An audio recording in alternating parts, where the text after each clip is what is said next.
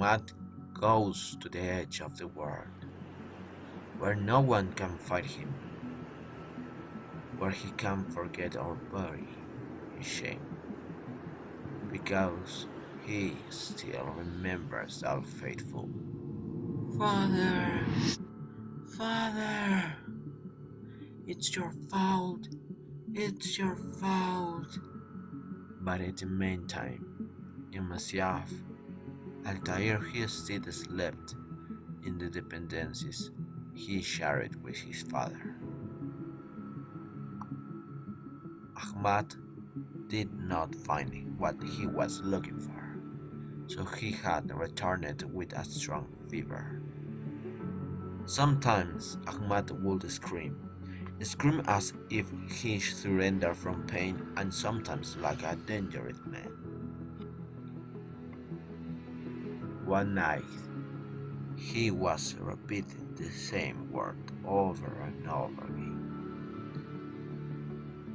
Altair had gone to the window because he had seemed to hear his father's name, and so it was. Umar. Hearing it was as if he was sleeping. Umar.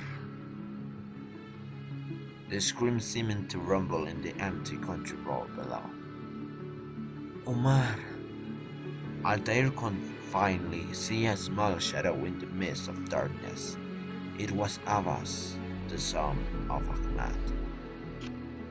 He noticed that he was praying in silence while his father did not stop giving raving noises. Altair went back to his father's bed and tried to suck in his smell, but reality had vanished. The next day, Ahmad had been cured. All day was quiet, at least as far as the definition conceived him to an average assassin. At night, while everyone slept, Altair could not receive retreat. Between dreams, he heard a sound as if someone looked him, a sound as he can perceive as like shadow that picked out thanks to a small candle. Altair felt that it was his father, about to reprimand him for staying up until those hours of the night. But the man who was in his room was not his father. It was Ahmad. Ahmad was standing there consumed by his white tongue, smiling as if he did not want to frighten Altair. As soon as Altair joined, Ahmad's eyes darkened even more, as if the pain had consumed his interior, and in his left hand he carried a dagger. Sorry, Altair. Sorry.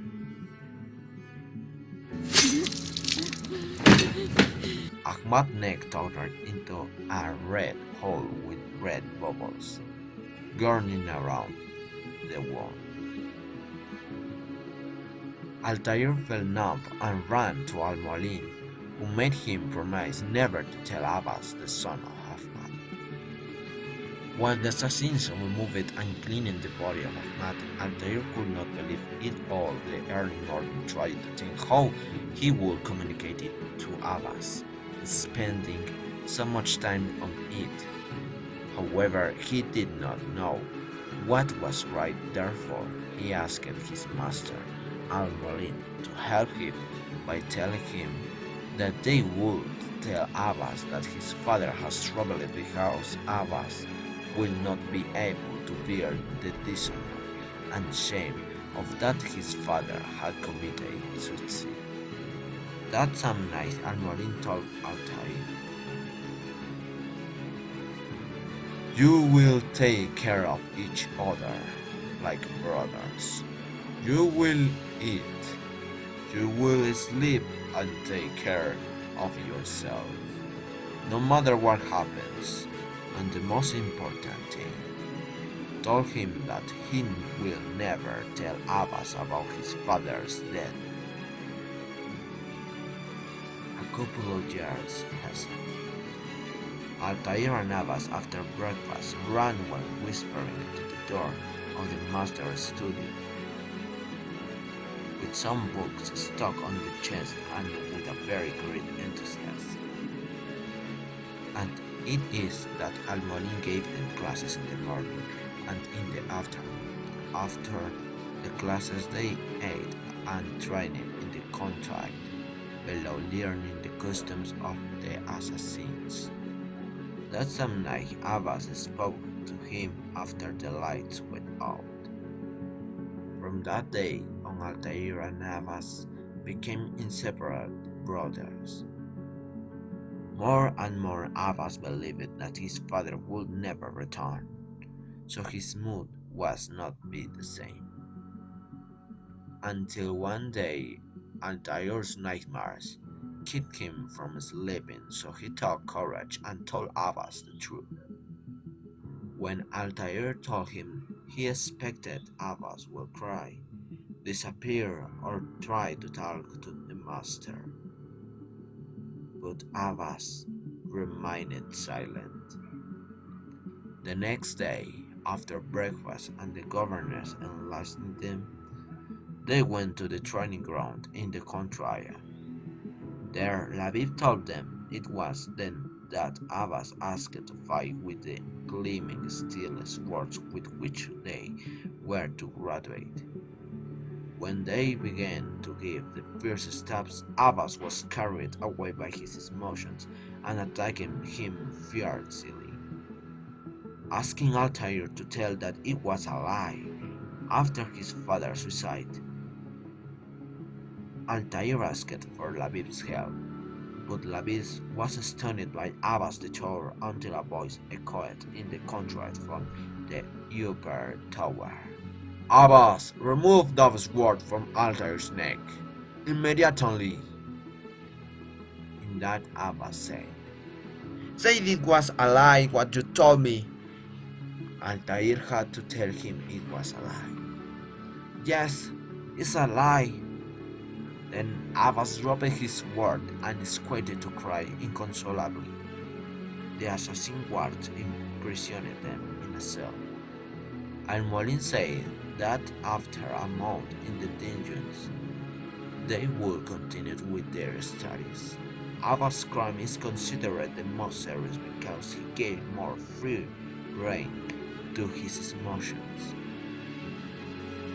His punishment was that his training would extend one more year. They would stay in the courtyard of training Labib while Altair became the assassin.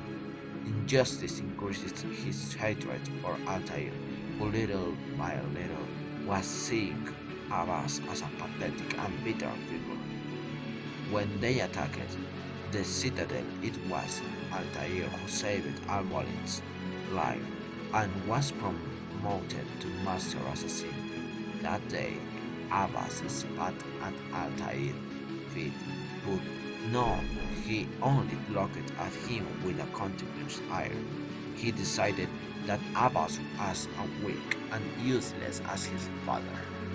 Maybe, looking back, was that moment in which arrogance and contaminated him. Sadly, Altair thought that his relationship with Abbas no longer gave for more, and it is not now if one day he will forgive him. But while all will happen, Altair and his brothers will become true assassins to receive and love his creed.